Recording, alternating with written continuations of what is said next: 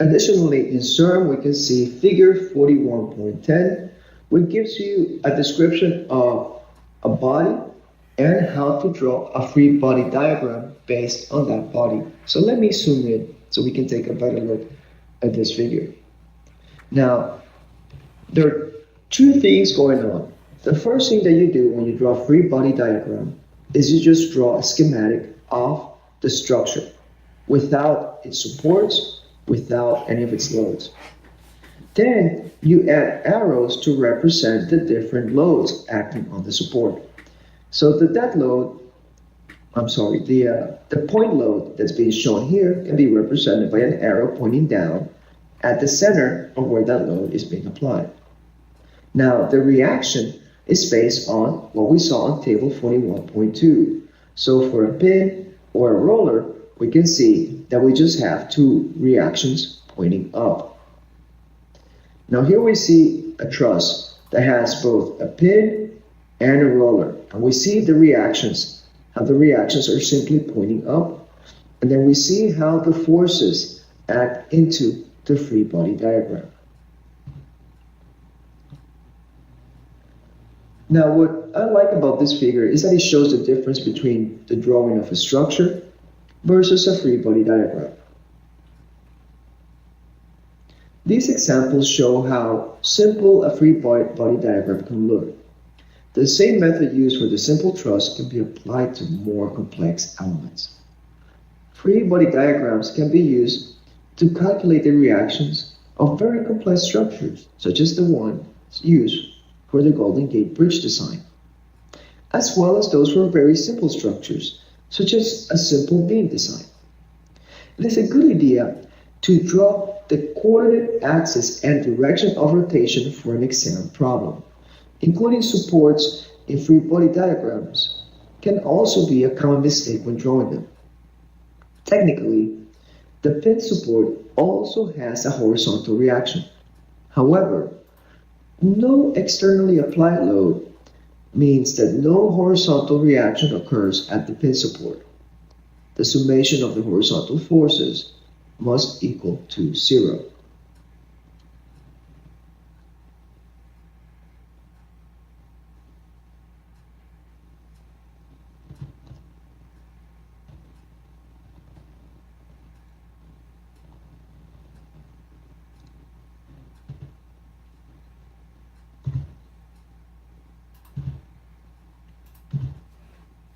Now, the steps for finding reactions in two-dimensional type of problems for deterministic structures are the following. 1. Please establish your coordinate axis. Y is pointing up, X is pointing to the right. That is a standard notation. But you can use anything different because it is all based on the reference that you set yourself for. Then establish a positive direction of rotation. Typically what is used, if you're turning clockwise, that is positive. If you're turning counterclockwise, that is negative. Then draw your free body diagram. The fourth step is to resolve the reactions at the supports. Our fifth step, under key step, is that we start writing our equilibrium equations. We solve the moments about one of the reactions, and we solve the forces in either the vertical or the horizontal direction. And the last step is we then solve for the unknowns. Keeping in mind that for each unknown we need at least one equation to solve for. So we have 3 unknowns, then we'll need 3 equations. We have 2 unknowns, then we'll need 2 equations.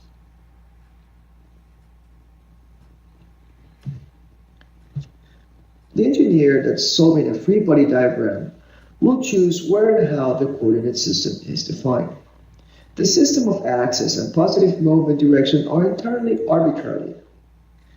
Generally, when establishing a convenient set of coordinate axes, one axis is preferred to be along the direction of the structure. Establishing the positive direction of rotation is for the purpose of taking moments. Resolving the reaction at the pin support into components normal and parallel to the coordinate axis. In a general case, the reaction can be resolved at any support as to eliminate the support's unknowns. By choosing the pin connection as the point about which to take moments, the pin connection reactions do not enter into the equation. This will usually determine the vertical reaction at the roller support. Moment is the force multiplied by the distance between the point at which the force acts and the point which one is taking the moments. So moment is typically the force times the distance.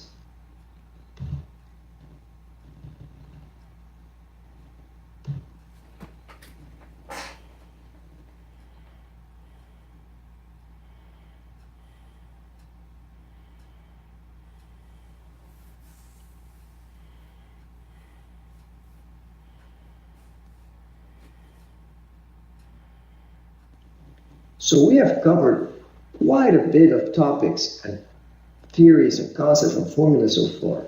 So how about we put that to the test by solving our first sample problem of the structural mechanics lesson. So the truss shown here is provided in the problem, where we have one pin support and one roller support, at A and B respectively. We are given the dimensions of the truss. We're given that the truss connects at the middle of its load member at a point C, and we see the connections at D and E. We see the external forces applied to the truss, two forces down, one 10 kilonewtons and one 5 kilonewtons. We're being asked to find the vertical reaction force at the hinge support A. What is the vertical reaction at the hinge support A? Is it 4.75 kilonewtons, 6 3/4 of a kilonewton, 8.75 kilonewtons, or 10 3/4 of a kilonewton? If you would like to attempt solving this problem with the concepts that we have covered so far, if you want to solve this problem on your own, please go ahead and pause the video at this point.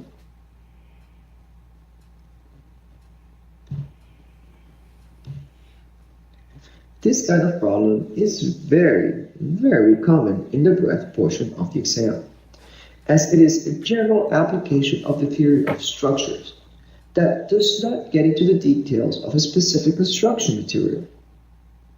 You should be able to apply the equilibrium equations to calculate a reaction without paying attention to the internal geometry of the truss itself.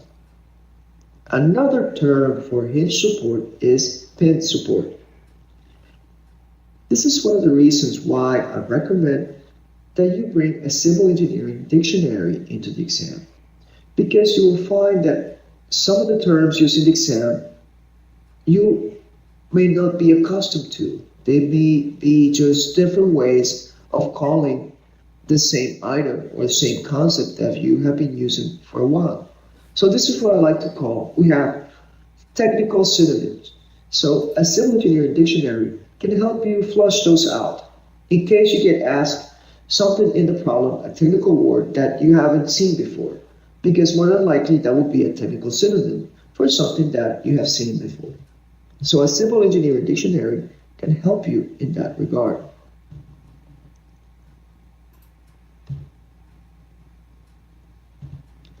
So let's go through the solution. We do not have any horizontal forces acting on the truss. So there will be no horizontal reaction at support A. The reaction forces are two vertical forces at support A and support B. Namely, are going to be the resultant at A and the resultant at B.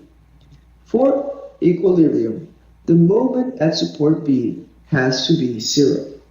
Now, why do we have no horizontal reaction at support A? Because we do not have any horizontal forces acting on the truss. So if we evaluate around point B, we can get that the sum of the moments needs to equal to 0. So the reaction at A times 20 meters minus the 10 kilonewtons, which are 15 meters away from B, minus 5 kilonewtons, which are 5 meters away from B. This summation needs to equal to 0, because we only have to find for one unknown, which is the one that's being asked in the problem, resultant, the vertical resultant at A, we only need to use one parity equation. And we can see if we evaluate the moment at point B, we can find that. So then we solve for the resultant at A, and we get that that's 8.75 kilonewtons. So the answer is C. This is an application of equilibrium. You can further check this type of problem by calculating the reaction at the opposite support. The summation of the reaction should equal the sum of the applied loads. That way, we can see that the system will be in equilibrium. So let's look at each one of these components to get a good understanding on what we are solving for. Well, how about this? Let's draw the free body diagram for this truss.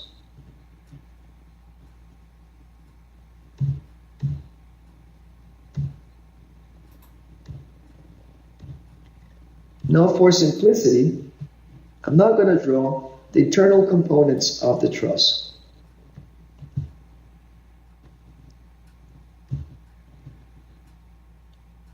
Well, why not? Let's go ahead and draw.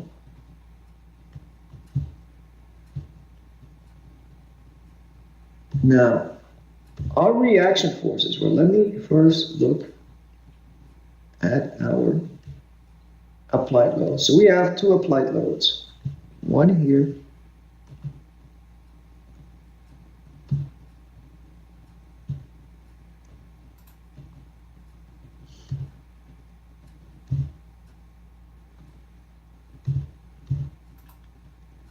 well, we have a straight arrow cap. We're just gonna disregard that for now. But we have one applied load here. Oh, it went away. Good. And we have another applied load here. And here we have a roller support, and a roller support only provides a reaction on the vertical axis. And here we have a pit support, but the pit support can provide a reaction both in the vertical and the horizontal axis. But because there are no horizontal loads being applied, then it will only provide support in the vertical axis. If we had a vertical load being applied at this point of the truss, then we'll have a horizontal reaction. But because we do not have that, we can remove those two. So that's our free body diagram. Now let's set up our axis. I know I'm going a little bit off order, right? So we're going to set up that our axis, y-axis is up, x-axis is positive to the right.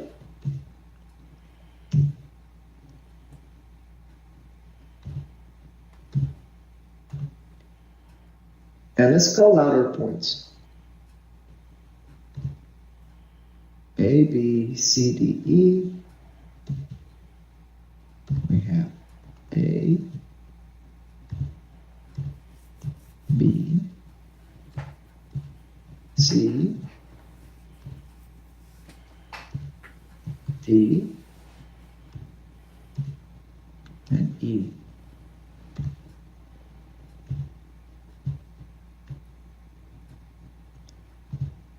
And the problem is asking us to find the vertical reaction force at the hinge support A.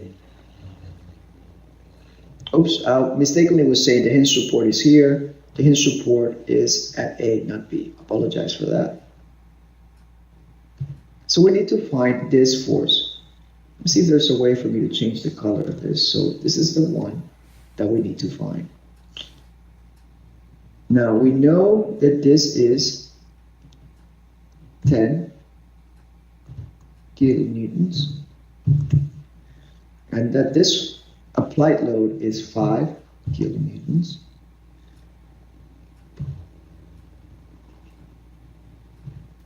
(10 and 5 kilonewtons). And we know that each one of these points is going to be 5 meters apart. Everything is 5 meters apart. So if we find the sum of moments about B, if we sum moments about B, I'm going to try to draw the direction of moments. So if I go clockwise, that's going to be positive. So if we try to turn this truss around B, what are the forces that are turning this truss around B? So we have A being a positive because it's moving up, so it's going to move clockwise. We have the applied load in B as a negative because it's moving down, so it's going to move counterclockwise. We have the applied load at E as a negative because it's pointing down and it's going to move counterclockwise. So that's why we're negative. So the first step, we've determined that RA is going to be positive, 10 kilonewtons is going to be negative, and 5 kilonewtons is going to be negative.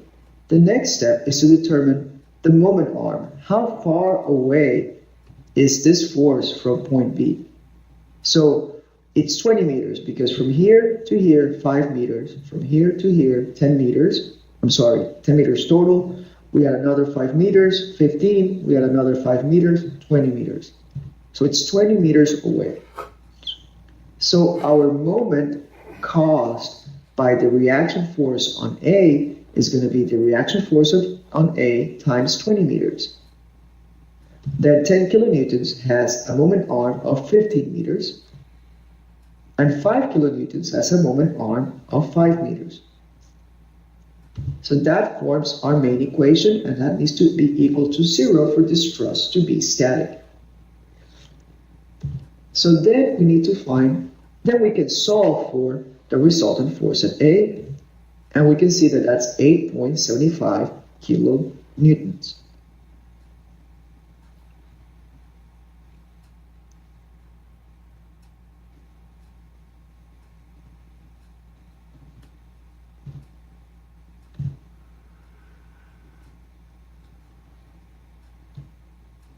So that takes us for the first two topics of the structural mechanics lesson.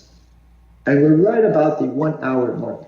So on the next lesson, we're going to resume on the next recording, on the second recording of this lesson, we're going to resume our review of the actual stresses. So I will see you in the next recording.